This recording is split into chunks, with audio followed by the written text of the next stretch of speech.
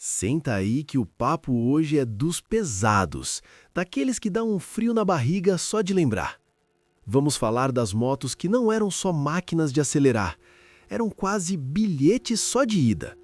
Motos que fizeram muita gente pensar duas vezes antes de dar partida, e outras que, infelizmente, levaram muita gente para o chão. Se liga porque a número 1 dessa lista ganhou um apelido que até hoje assombra: a Viúva Negra. Aquela que era bonita, rápida e traiçoeira na medida certa. Bora nessa, mas com cuidado, hein? Vamos começar pela Suzuki Boulevard C1500. Uma moto que parecia um sofá ambulante de luxo, mas escondia a alma de um touro bravo. A Boulevard era o sonho de consumo de quem queria se sentir o próprio motoqueiro americano. 350 quilos de puro metal cromado, motor V2 de 1.462 cilindradas. Era imponente, era linda, era mortal nas mãos erradas. O grande problema dessa máquina não era a velocidade, era o peso. Imagina você tentando segurar 350 quilos em uma conversão lenta, ou quando o vento lateral te pega em uma ponte. Era tipo tentar equilibrar um piano em movimento. Teve muito macho alfa que comprou a Boulevard para parecer durão e acabou no chão na primeira manobra em baixa velocidade. Porque, meu amigo, quando 350 quilos começam a cair, não tem academia que segure. Se você quer uma custom grande, respeite o peso. Treine muito antes. Porque a Boulevard era linda de ver passar, mas um pesadelo para pilotar sem experiência. Agora vamos falar de uma lenda, a Honda CBR 900RR Fireblade, a moto que colocou o motor de 1000 no chassi de uma 600. E venderam isso achando que era boa ideia. Quando ela apareceu em 1992, revolucionou tudo. Era leve, era rápida, era perfeita. Só tinha um probleminha. Era perfeita demais para 99% dos pilotos. A Fireblade era como dar uma Ferrari para quem acabou de tirar carteira. Ela respondia instantaneamente a tudo. Você tocava no acelerador, ela voava. Você inclinava, ela cortava a curva como bisturi. Até o momento em que você pedia 1% a mais do que devia. Conheço um cara que pilotava há 10 anos. Comprou uma Fireblade, respeitava a moto. Até o dia que testou numa estrada vazia. Encontrou óleo na pista a 120 km por hora. A moto perdeu aderência. 3 meses de hospital, 7 cirurgias. A Fireblade não perdoava nada. E entre 1992 e 2000, ela liderou as estatísticas de acidentes fatais por unidade vendida. Não porque era ruim, mas porque era boa demais para pilotos despreparados. Hoje ela é lenda de colecionador, mas todo piloto de verdade sabe. Você vê uma Fireblade e sente respeito, porque essa máquina não brinca em serviço. A Honda CBX 750F, conhecida como Seven Galo, foi a escolhida pela polícia brasileira. E olha, até a PM escolheu uma moto mortal. Anos 80, a Honda traz essa máquina. 4 cilindros, quase 100 cavalos, visual imponente, perfeita para patrulhamento, no papel. O problema? Ela foi projetada para ser uma touring de estrada, mas usaram para perseguição urbana.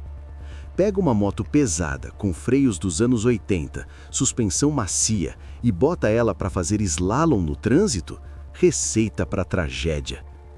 Teve PM experiente que se esborrachou tentando fazer conversão em perseguição, porque 250 quilos, totalmente carregada, equipamento, sirene, maletas, não faz curva apertada. Simples assim. Os freios eram de 1982, tambor atrás, disco simples na frente. Quando você acelerava e precisava parar rápido, Deus te ajudava, porque o freio não ajudava. A Seven Galo era linda, poderosa, imponente, mas não foi feita para o que faziam com ela, e isso custou caro. PMs aposentados até hoje falam dela com carinho e medo. A DT 180Z, a moto que toda quebrada brasileira conheceu, o sonho de todo moleque nos anos 90 e o pesadelo de toda mãe que esperava o filho voltar. A DT era a trilheira que virou urbana, alta, leve, motor 2 tempos que berrava.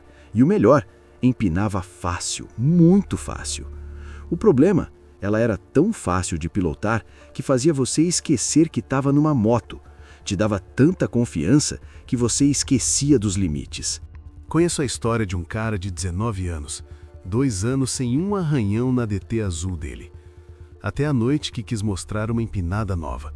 Segunda marcha, levantar rápido, só que tinha areia fina na rua. A roda traseira não grudou. Ele foi para o chão de costas. Bateu a cabeça. Sobreviveu, mas nunca mais foi o mesmo. E a DT, ninguém mais quis pilotar. Nos prontos socorros das periferias, anos 90 e 2000, a DT 180Z estava no top 3 de acidentes com jovens. Não porque era perigosa, mas porque fazia você se sentir invencível. Hoje, quando você vê uma DT antiga, você sorri lembrando da época boa e lembra dos amigos que não voltaram.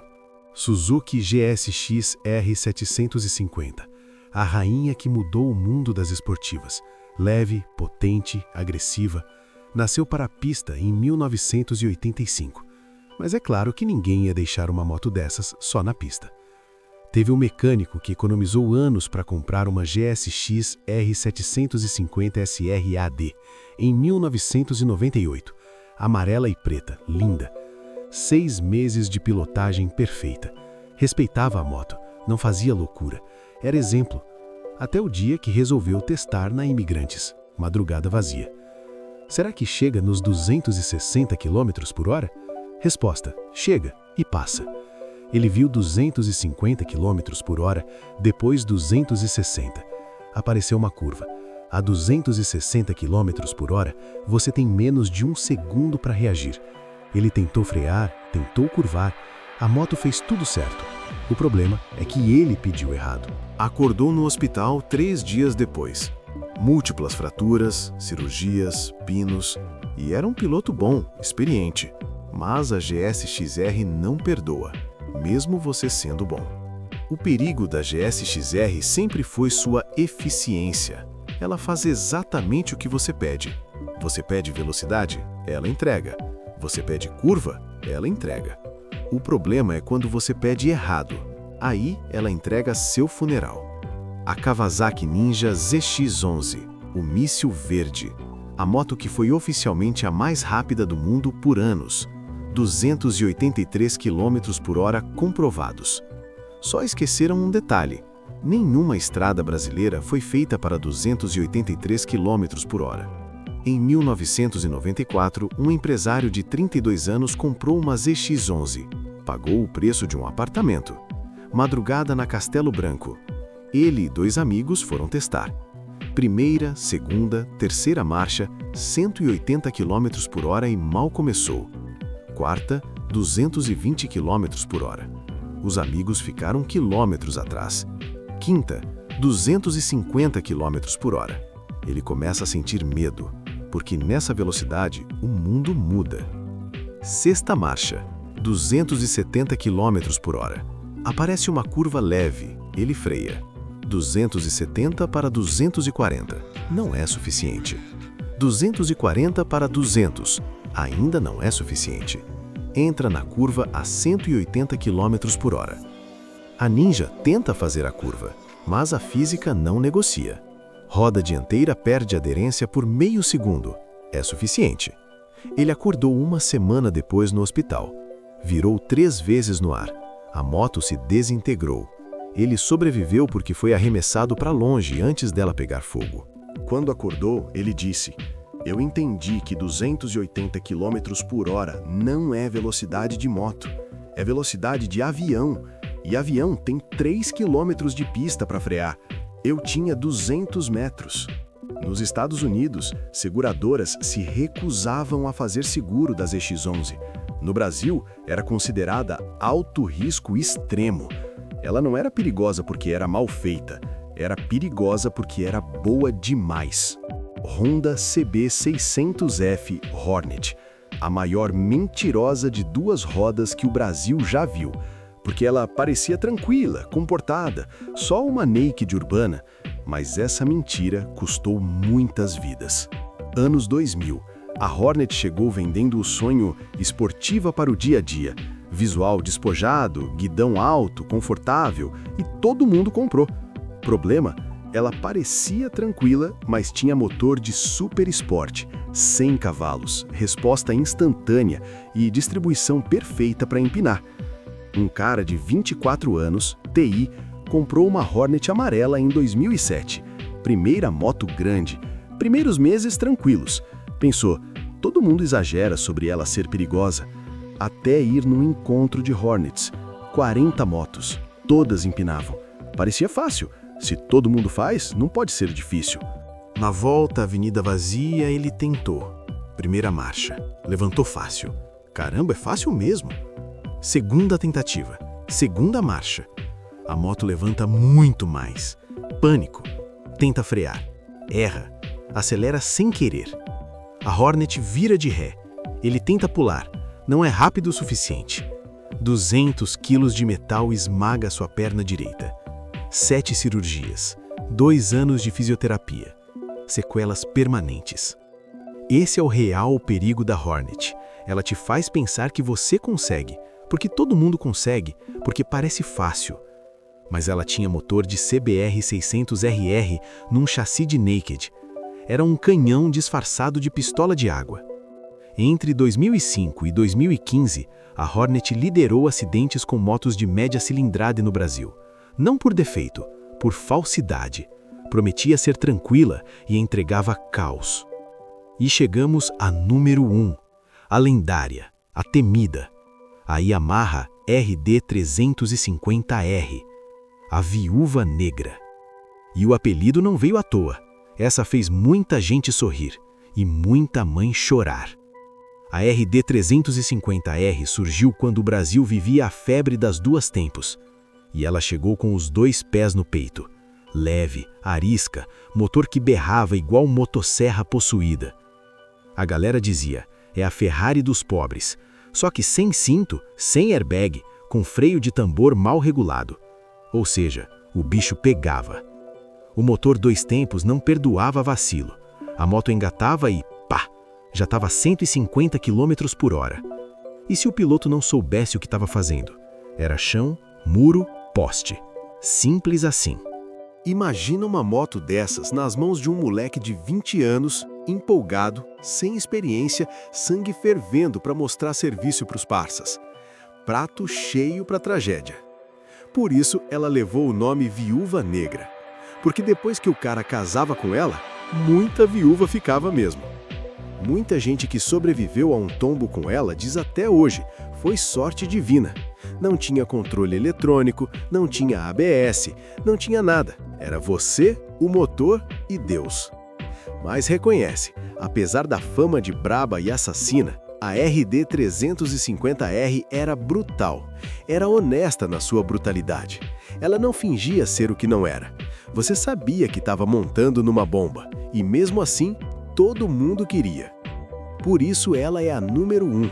Não foi a mais rápida, não foi a mais potente, mas foi a que mais marcou, a que mais matou e a que, ironicamente, mais deixou saudade. E aí, parceiro? Depois de relembrar essas lendas que mandaram muita gente pro chão ou direto pro além, fica claro, nem toda moto foi feita para curtir o vento na cara. Algumas foram verdadeiros testes de sobrevivência sobre 2 rodas. Motos que exigiam braço, respeito e às vezes até uma reza antes de girar a chave. Imagina uma moto dessas nas mãos de um moleque de 20 anos, empolgado, sem experiência, sangue fervendo para mostrar serviço para os parças. Prato cheio para tragédia. Por isso ela levou o nome Viúva Negra. Porque depois que o cara casava com ela, muita viúva ficava mesmo. Muita gente que sobreviveu a um tombo com ela diz até hoje, foi sorte divina. Não tinha controle eletrônico, não tinha ABS, não tinha nada. Era você, o motor e Deus. Mas reconhece, apesar da fama de braba e assassina, a RD 350R era brutal. Era honesta na sua brutalidade. Ela não fingia ser o que não era. Você sabia que estava montando numa bomba, e mesmo assim, todo mundo queria. Por isso ela é a número 1. Não foi a mais rápida, não foi a mais potente, mas foi a que mais marcou, a que mais matou e a que, ironicamente, mais deixou saudade. E aí, parceiro? Depois de relembrar essas lendas que mandaram muita gente pro chão ou direto pro além, fica claro, nem toda moto foi feita para curtir o vento na cara. Algumas foram verdadeiros testes de sobrevivência sobre duas rodas. Motos que exigiam braço, respeito e às vezes até uma reza antes de girar a chave. Mas olha, a verdade precisa ser dita. Nenhuma dessas motos era ruim, nenhuma tinha defeito. O problema não era a máquina, era a combinação. Máquinas brutais com pilotos despreparados. E essa conta sempre fecha mal.